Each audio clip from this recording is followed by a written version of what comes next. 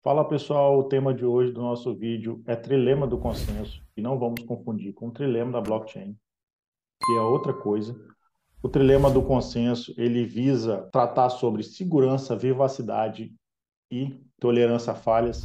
A gente vai entender por que isso é importante dentro dos projetos criptativos e a gente vai enxergar ali dentro do triângulo do consenso, que é o trilema, a importância que tem para cada tipo de projeto de criptativo. Então vamos ao vídeo.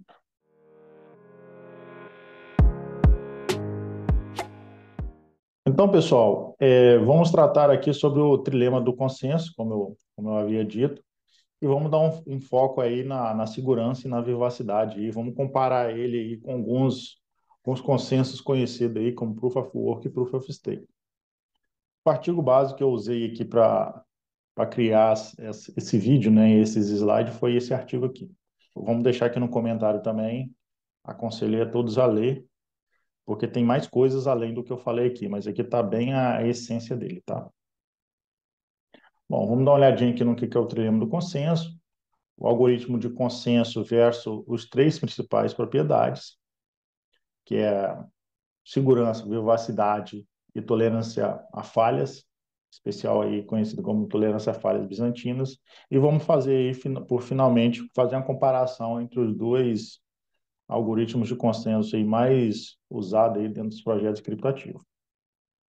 Bom, para começar, então, o trilema aqui do consenso, que também por vezes é chamado de impossibilidade FLP, porque foi teorizado aqui por Fish, Lynch e Patterson, então por isso por vezes chama impossibilidade do FLT.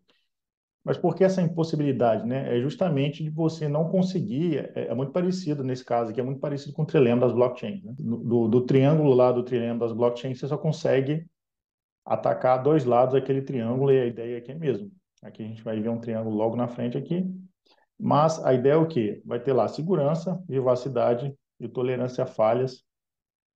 Então você vai conseguir atacar dois desses lados aqui do triângulo e um deles vai ficar desprivilegiado, vamos dizer assim.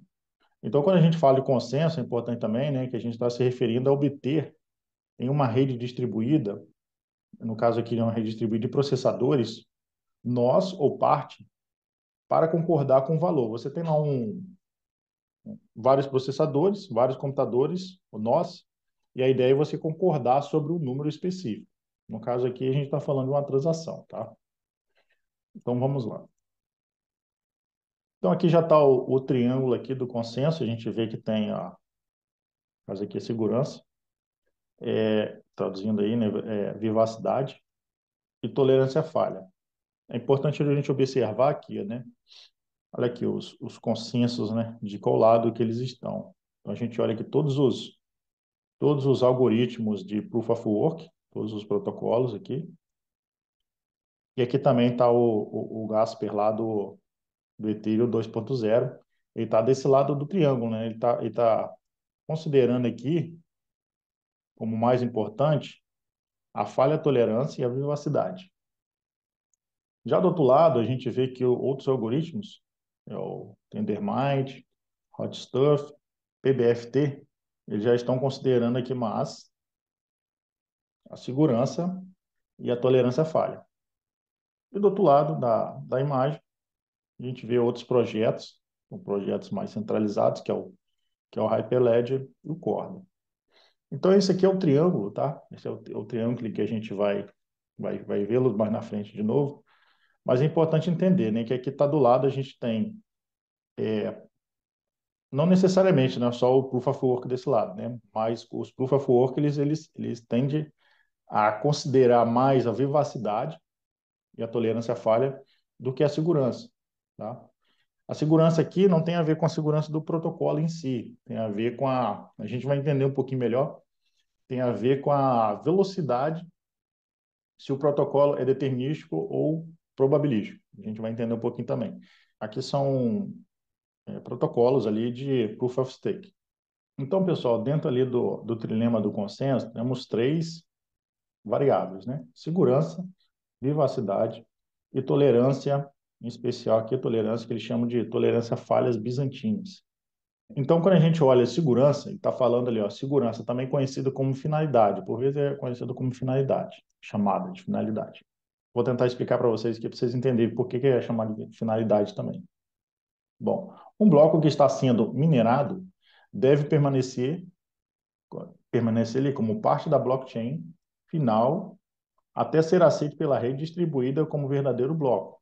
Então, é um exemplo clássico aí, o que acontece no Bitcoin lá, que você precisa esperar aí seis blocos serem minerados para que você possa considerar a sua transação efetiva. Por isso que chama de probabilístico versus determinístico. Então, o Bitcoin ali, quando você faz um bloco, ele é probabilístico. Quando você faz uma transação, não significa que aquela transação sua vai ser efetivada. Você tem que esperar seis blocos para ver qual transação que vai ser efetivada. Porque o que no final das contas o que acontece é que os blocos, para você ter certeza, por isso que espera seis, né? Espera seis blocos ser minerados para você ter certeza, é que por vezes geram forks, né? Bifurcações. Em resumo, é quando os mineradores encontram dois blocos, dois hashes ao mesmo tempo, e aí você há uma bifurcação. Só que a rede, ela sempre privilegia a rede que tem maior processamento, né? O ramo ali, né? O fork que tem maior processamento. Então, no próximo bloco, quem minerar primeiro vai vai ser aquele ramo, né? Aquele fork que vai prevalecer. Caso venha acontecer o novo, ser encontrado um novo hash ao mesmo tempo, aí vai esperar a próxima mineração para poder ver quem ganha. Então vai ser quem ganha ali, o ramo que vai ganhar vai ser justamente pela quantidade de processamento que tem naquele ramo e a velocidade com que foi feito. Então, esse tipo de protocolo, ele é probabilístico, porque ele tem que esperar seis blocos, né, nesse caso aqui, para acontecer, para você ter ali a estatística seja ponderada ali pelo tempo e pelo processamento para garantir que a sua transação foi efetivada. Quando a gente pensa em um processo determinístico, significa que aquele bloco foi minerado, que não precisa esperar mais nenhum bloco ser minerado. É o que acontece geralmente com Proof of Stake. No caso aqui, Proof of Work tem essa característica. Geralmente aqui o que acontece, o seu determinístico é o Proof of Stake.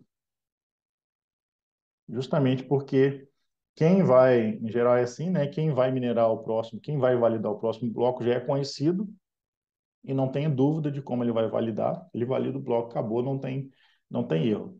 Então, é essa questão de segurança, né? Não confundir com segurança da rede. É o que chama ali de finalidade. É você conseguir fazer uma transação e ela ser efetivada na hora ou não. Então, tem a ver com o que eles chamam de segurança. E a vivacidade, também conhecido como rescisão garantida, esse nome aqui também não vai ajudar muito, mas vou tentar explicar para vocês aqui. A rede deve ser capaz de continuar a acessar, processar, comprometer novas transações para a blockchain. Bom, em resumo, a gente entende que vivacidade, vamos entender vivacidade como a capacidade de manter rodando, ou seja, de não travar. Então, essa é a capacidade da rede dela não travar. Um exemplo claro aí que a gente tem aí a Solana aí que trava várias vezes. Solana especificamente ela tem esse problema aqui de vivacidade. E ali na frente vai ficar um pouquinho mais claro quando a gente comparasse vivacidade com segurança. E a tolerância à falha bizantina, também conhecido como integridade, que vai ser a integridade da blockchain, da DLT, é que tem que ser garantido que vai ter uma tolerância mínima ali a falhas, né? O que é isso? Então, e aqui ele explica, né? É um sistema que deve ser capaz de resistir a falhas derivadas de problemas dos generais bizantinos, que é um problema que existe, vocês podem pesquisar na internet para entender um pouquinho melhor. Mas, em resumo, aqui é o quê? Tal sistema deve continuar a operar mesmo que alguns nós falhem ou ajam, né, maliciosamente. Então, você tem ali uma certa estatística que te fala que você tem que aquele nó não, aquela rede tem que continuar operando mesmo que alguns nós, no caso ali do Bitcoin é 51%, então a rede tem que continuar funcionando independente desse ataque estar ocorrendo ou não, ou mesmo que os nós falhem, né? Tem esse caso também, não só ajam maliciosamente, ou caso os nós falhem. Então você tem que se prevenir contra esses casos. E também vai ficar um pouquinho mais simples de entender quando a gente comparar os, os métodos de consenso nos slides posteriores. Passou um tempo um pouquinho denso, Mas qualquer dúvida, volta aí no vídeo aí, rever de novo. Qualquer coisa, deixa nos comentários também, que eu tento explicar de uma maneira mais simples. A rede distribuída deve ser capaz, né, de enxergar o consenso, apesar de tais falhas. Então, é a questão das falhas bizantinas aqui. E aí, quando a gente fala aqui, né, dos algoritmos de consenso, comparando aqui as três propriedades ainda, né, e considerando aqui em relação ao tempo, na verdade, né, quando o sistema ele é assíncrono e quando o sistema é síncrono. O sistema assíncrono é quando um sistema funciona, ele consegue funcionar em paralelo, ele depende de uma resposta, ele depende de um pedido, ele está funcionando independentemente. Os sistemas síncronos são sistemas que funcionam dependentes do tempo, ou seja, você fez uma pergunta, você espera uma resposta. É sempre assim. Então, isso é importante, a gente entender o que é assíncrono, o que é síncrono, para poder saber se uma rede ela é síncrona, se não é. E, geralmente, o que acontece é que as redes assíncronas, ela tem a vantagem de conseguir processar em paralelo, justamente por não precisar ficar esperando uma resposta para um determinado pedido ali, para um determinado processamento. Então, ela consegue processar em paralelo, isso é uma vantagem. E aqui ele comenta também, né? É impossível ter todas as três propriedades acima, né? Aquelas que eu citei lá atrás, segurança, vivacidade, tolerância à falha bizantina, em um sistema síncrono, sem algumas restrições relaxadas de propriedades. Ou seja, o que ele está dizendo aqui, né? Restrições relaxadas. Você tem três opções. Você vai ter que, de uma delas, você vai ter que relaxar. Você vai ter que liberar, não ser tão restrito como você seria. Então, uma dessas propriedades vai ser relaxada, como ele chama aqui. Agora, quando a gente compara com o sistema assíncrono, um sistema assíncrono já consegue ter essas três propriedades, tá? Justamente por causa dessa característica de resposta imediata. Você faz uma pergunta e espera uma resposta, faz uma pergunta e espera uma resposta. Então, ele trabalha sincronamente. Os sistemas assíncronos é que não conseguem ter essas três propriedades, vamos dizer assim, 100% atingidas. Essa que é a ideia. E aí, só voltando aqui no relaxado, é isso, né? Você não consegue atingir 100% ali por exemplo, da falha bizantina ou da segurança. Você vai ter que perder um pouco aí, uma porcentagem dessa efetividade para poder fazer o sistema funcionar. Então, pessoal, quando a gente olha aqui o Proof of Work, ele é lá, sem dúvida, né, o primeiro protocolo, é um protocolo mais usado aí dentro dos projetos criptativos, né? Todos os projetos que relacionados a DLTs e blockchain é o mais popular de fato. Então, quando a gente pensa ali no Proof of Work, ele consegue, né, alcançar a vivacidade e a falha bizantina, tá? No entanto, falta para ele ali a finalidade. E a finalidade é o quê? Ele é probabilístico. Então, se ele não fosse probabilístico, se ele fosse menos probabilístico, seria melhor. Não significa que essa rede deixa de ser segura, ela deixa de ser segura no sentido de que você precisa esperar aqueles blocos serem gerados, né? Aqueles 6 blocos serem gerados, no caso do Bitcoin, para que a sua transação seja efetivada. Bom, pessoal, aqui vamos comparar aqui o Proof of Work e o Proof of Stake em relação aqui à segurança e à vivacidade de cada um, tá? É só importante lembrar que esse triângulo aqui, ele é relativizado, né? Tem que pensar que isso está aqui, esse está aqui, esses algoritmos estão aqui, em função da comparação com os outros, tá? Então, quando a gente considera, por exemplo, quando a gente olha aqui o Proof of Work, a gente tem o Proof of Work e o Proof of Stake. O Proof of Work está aqui embaixo, não necessariamente só ele, né? Tem até o Ethereum aqui junto com o Gasper aqui. Não precisa necessariamente ser Proof of Work, mas geralmente Proof of Work foca mais nessa parte aqui de baixo. Que a segurança aqui, o que ele comentou lá em cima, é justamente aquela questão de probabilidade. Então, quando a gente compara ali, ó, Proof of Work com a vivacidade de 51% e segurança de 51%. Então, a gente vê que está desse lado aqui, certamente, e ele considera aqui mais a vivacidade ali, porque você precisa de 51% da rede para poder derrubá-la. Contudo, quando a gente compara segurança, a gente vê que está em 51% também, porque a gente poderia pensar assim, por que não está aqui desse lado dessa curva aqui, né? Em vez de estar aqui embaixo. Poderia considerar vivacidade e segurança, como tá desenhado aqui, escrito aqui. Na verdade, que a gente está comparando, né, com a outra, né, com o Proof of Stake, no qual a vivacidade é bem pequena e a segurança é muito maior, né? Então, quando a gente compara, a gente observa que, de fato, ali os Proof of Stake que estão aqui, eles consideram mais esse lado da curva do que a vivacidade. E no caso aqui do Proof of Work, ele considera mais esse lado da curva do que a segurança, tá? Que a segurança no Proof of Stake, ele é maior, 66, e no Proof of Work é 51. Então, por isso que fica dessa maneira. O Proof of Stake fica desse lado, né, considerando mais ali a segurança e a tolerância à falha, e os Proof of Work fica desse lado aqui, os que são, como disse, não necessariamente precisa ser Proof of Work, né? E aqui aqui é um Proof of Stake alterado, né? Então é mudado, mas enfim, vamos pensar que a Proof of Work fica mais fácil. Ficam desse lado, né? Considerando mais a falha, tolerância à falha bizantina e vivacidade. Então, em resumo, é o seguinte, para se entender esse quadro aqui.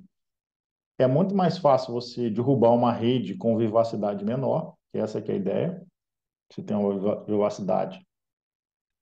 É a capacidade, né, da rede se manter viva, sem travar, sem ocorrer os famosos travamentos. Então, é muito mais fácil, porque você só precisa de um terço ali dos nós para poder travar a rede. Contudo, a segurança dela é maior. Para você fazer um gasto duplo dentro dela é muito mais difícil. Você precisa de dois terços da rede para fazer isso. Em comparação ao Bitcoin, você tem a vivacidade. Bitcoin, assim, né? É o Proof of Work. Você tem uma vivacidade maior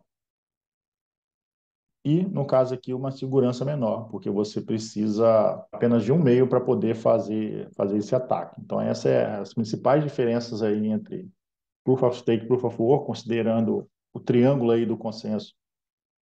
Então, assim, pessoal, eu espero ter ficado claro aí o que é o triângulo consenso. É um assunto bem importante, né, nos projetos que eu pratico. Por vezes um pouquinho difícil de ser compreendido, tá?